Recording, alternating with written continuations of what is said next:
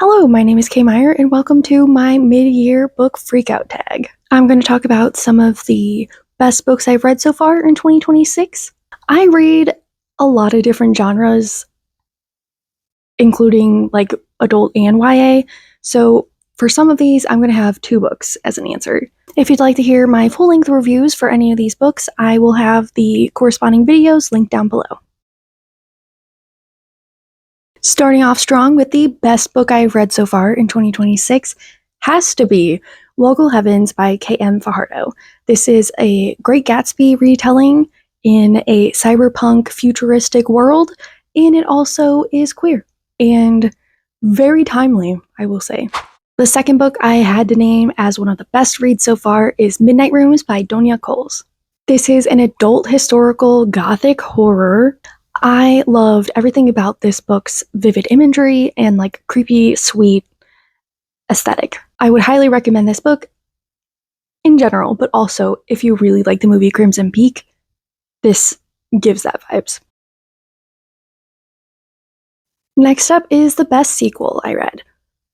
I couldn't choose between these two because the genres are just so different, so we'll start with Game On by Navessa Allen. This is book 3 in an adult, spicy, dark romance series. I really liked the chronic illness representation in this book, and I was very surprised, but I liked this male lead way more than the lead in book 2, and just the little snippets you get from this guy in books 1 and 2, I thought I was not going to like him at all, so I was pleasantly surprised by that. The other best sequel I read is also the 3rd book in its own series, and that is What Stalks the Deep by T. Kingfisher. This series is adult literary horror, but also quite funny as well. This book in particular involves ancient, somewhat cosmic horror, as well as Appalachian folklore and creepy things in caves. And this isn't part of the original tag, but I wanted to briefly mention the books that I was most anticipating being released this year so far. First of all being The Hollow Dark by Toni Duarte. This is an author I've been lucky enough to read advanced copies of her books as an ARC reader, and I really enjoyed this one. I still think her sci-fi series is one of my favorite sci-fis ever, but this new book from her into like a more gothic fantasy was also really good. I was also really excited for Lightguard by Haley Turner to be released, and that's actually one of my answers for one of the following questions, so a little bit more about that in a second. And then this last book I was really excited for coming out in this first half of 2026. I wasn't initially going to include in this video because I didn't finish reading it in June, but I finished reading it the other day, so I'm just going to go ahead and add The Secret World of Briar Rose by Cindy Pham. This is a young adult retelling of the classic fairy tale Sleeping Beauty. I really liked what she did in creating this whole new world and how she interpreted the characters we're used to seeing, like if you know the Disney movie, into this new version. I will say it has multiple endings, and I really enjoyed that aspect, and it's a book that I'm going to be thinking about for a while. Okay, now back to the actual tag of the best new releases that I've read. The Odds of You by Kate Dramis. This is an adult romance, and it was published on my birthday, January 6th, so this was a little birthday treat to myself. And it has these really pretty sprayed edges. Part of this book takes place in Scotland, and I loved that design element was incorporated into the book cover. I enjoyed reading the ADHD representation in this book, and I felt like both of the leads were fully thought out, complex characters, which isn't always necessarily a thing, and I thought this author did a really great job. The way it was written, I also felt like I was watching a movie, which I love when I can fully like immerse myself in the story world like that, and just in general, I would recommend this to you if you really like the movie The Holiday. This is kind of like that, but with a celebrity twist. I also have kind of a silly sounding book as one of my favorite new releases, and that is I Will Kill Your Imaginary Friend for $200 by Robert Brockway. This book was published at the end of January, and it is a comedy horror adult novel. I thought this book was actually really funny, and if I stop to think about it, some of the aspects of this actually are really creepy too, especially how the author incorporates like your more traditional imaginary friends, but also ones inspired by internet horror and kids being on screens and how that kind of plays into it. I haven't actually watched the Five Nights at Freddy movies or like played the video game before, but the little bit I know about that, this book reminded me of Five Nights at Freddy's, but also the other mother in Coraline. There are two books I'm super excited about that are releasing in the second half of 2026, and those are What Feeds Below by Tatiana Schlote-Bonne. This is publishing at the beginning of October, and it is a YA horror with a fantasy setting. There's a little bit of like best friends, they have to save each other, I'm guessing. And it seems like part of the horror in this book is going to be carnivorous plants and what lies in the deep in regards to like underground, not underwater.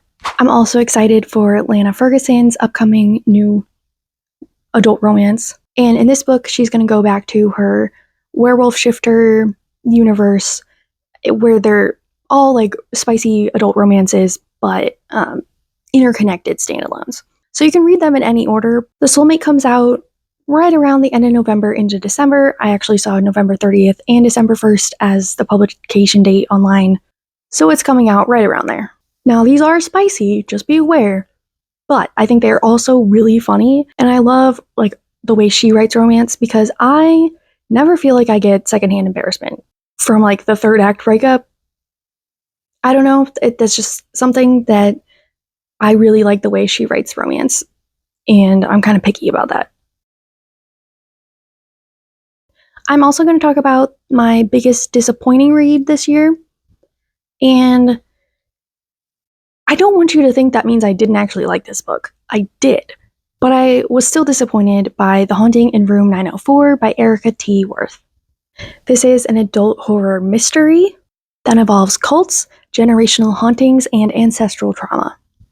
The main character is a paranormal investigator who is also a medium, and she decides to look into the case that killed her sister, basically. There was so much going on in this book because we also learn about other cases that she's doing in the middle of this, and some that are coming back to haunt her again, and I wanted to know more about all of them. I thought they all sounded really interesting, and I just wanted to get more of a deep dive into the multiple cases that end up coming up in this one book, supposedly only about the haunting of Room 904. So honestly, I really enjoyed this. The only reason why it's disappointment is because it is not a series. This could have been a series. I could have read this or watched this as like a TV show over and over and over. But it's just the one book. I mean, I get it, this was published traditionally. A lot of times you don't get series greenlit unless the first book becomes a really big hit. So I don't know what happened with this one, but I really wish there was more, and this is all we got. The book I was most surprised by was The Salvage by Anbara Salam. This is an adult historical / literary horror. It takes place on a Scottish island, and the main character is tasked with salvaging artifacts from a nearby shipwreck. There are themes of isolation and alienation, and a lot of the horror derives from the stuff happening underwater, but also a little bit of hotel horror sprinkled in. Our main character also experiences a lot of guilt and regret over her decisions, and that kind of adds to the general unease. There is a queer romantic subplot that I also really appreciated, and this book surprised me in two ways. One, because I just kept thinking about it whenever I was reading it. I did take a little bit longer to read this just because of the literary style and what I had going on at the time. I didn't have as much time to dedicate to like locking in and being able to read it. But even when I wasn't reading it, I was still thinking about this story. And it's one of those where there's a big cast of characters all from around this small town on this Scottish island. And I really liked the horror mystery element as well. And I will also say that this book has the best equivalent in writing that I've ever seen to a jump scare in a horror movie. I'm not going to say when it happens, But just know, there was a moment like that, and I actually was shocked and really creeped out. The other book that surprised me a lot was Ollie in Between by Jess Callans. This is a middle grade novel. It's about coming of age and Ollie's self-discovery of being non-binary. There's also a really wholesome queer found family, and I just was really surprised how much I related to this character and their journey. Okay, now on to my new favorite author. I will say normally I will reserve that title until I've read 3 books that I've absolutely loved, had absolutely no notes. I usually wait till I get 3 books like that from the same author to declare them as a new favorite. But I am definitely making an exception this year for Octavia E. Butler.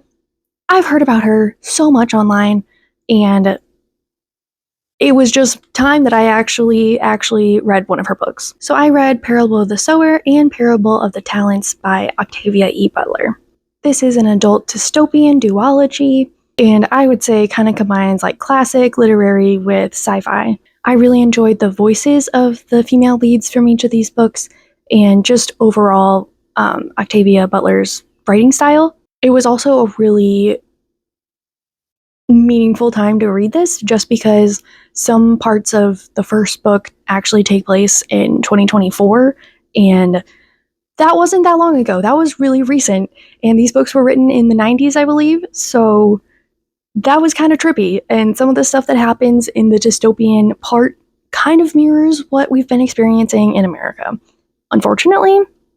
But all in all, couldn't recommend more, and I definitely want to read more by her. I will say I read the graphic novel of The Parable of the Talents, and I do recommend that as well. I tried really hard to come up with an answer for this next one, but I didn't really have any fictional crushes from the books I read this year, so I will just mention these 2 briefly. Back to What Stalks the Deep, there is a character named Fragment that I was not expecting to like as much as I did, and now he is my son. Just saying. Also, throwback to Local Heavens, these interpretations of Daisy, Nick, Jordan, all very cool, and just this book,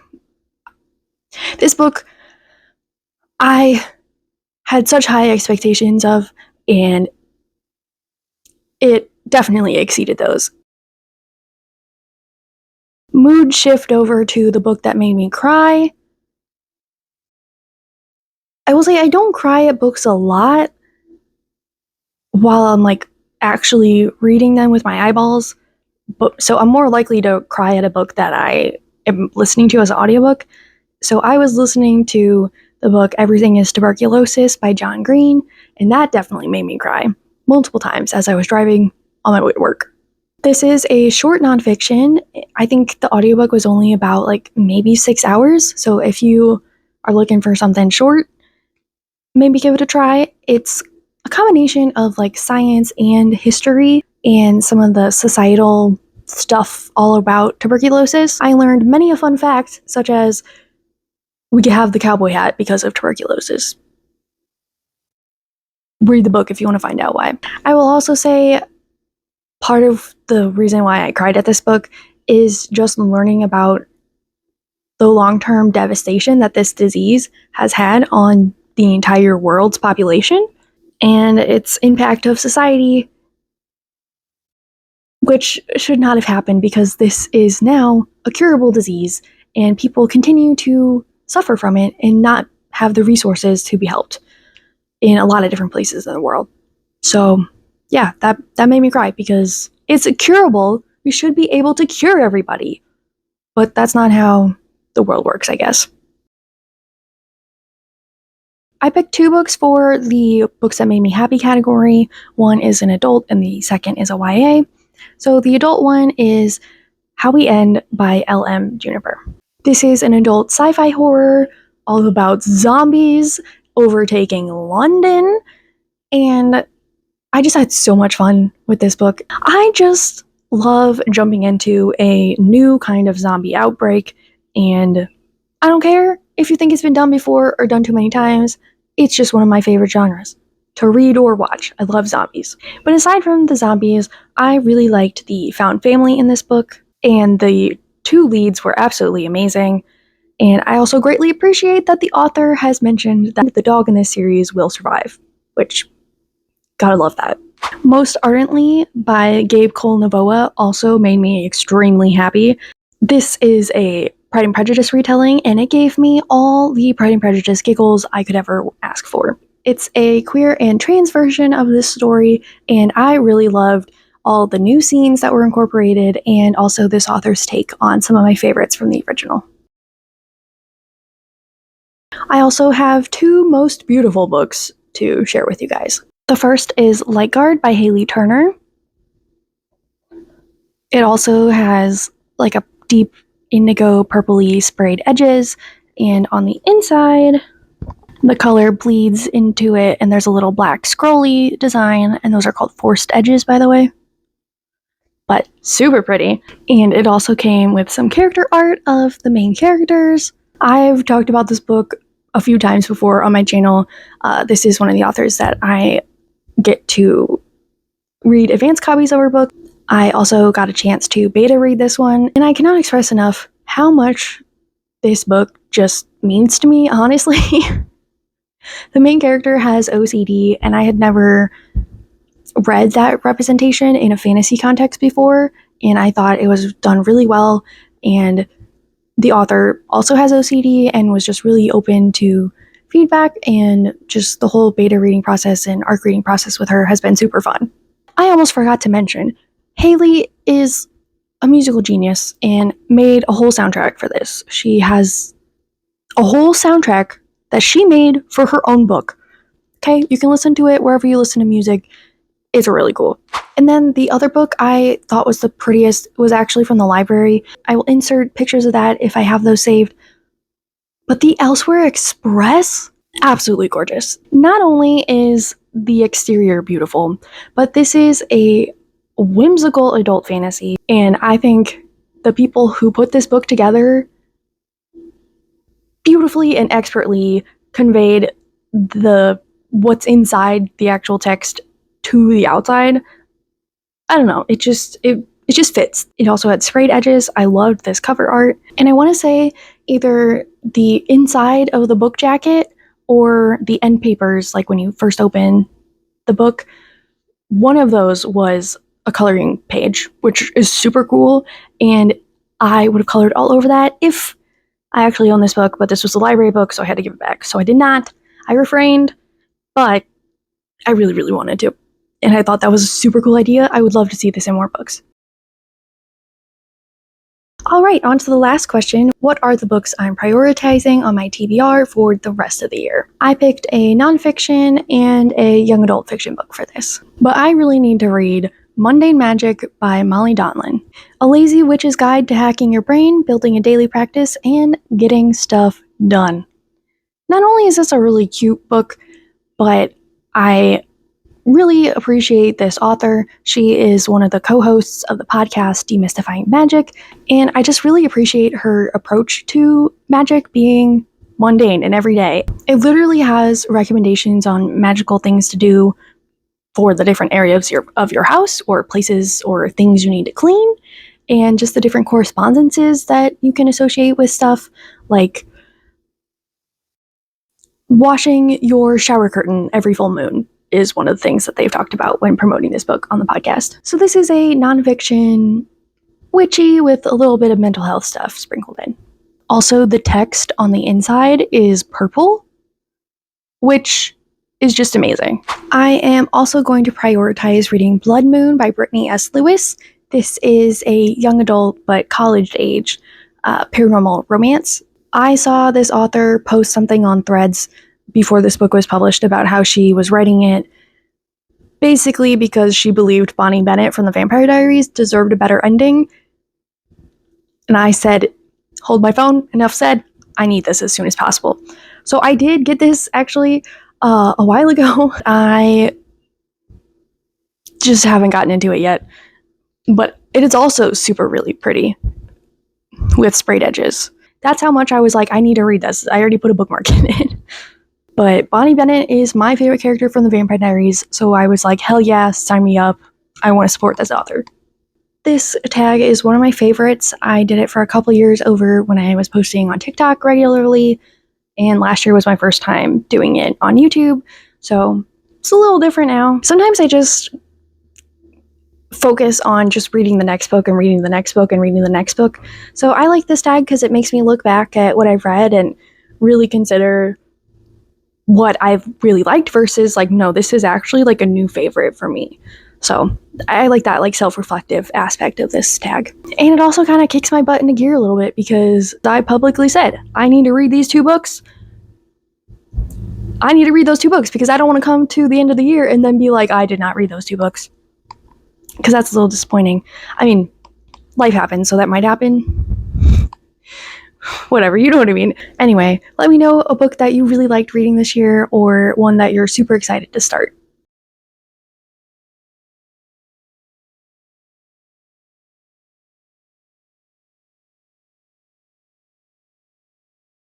It takes place on a Scottish island. My lotion on my hands was literally wiping away the wording. Oh my god, what is that?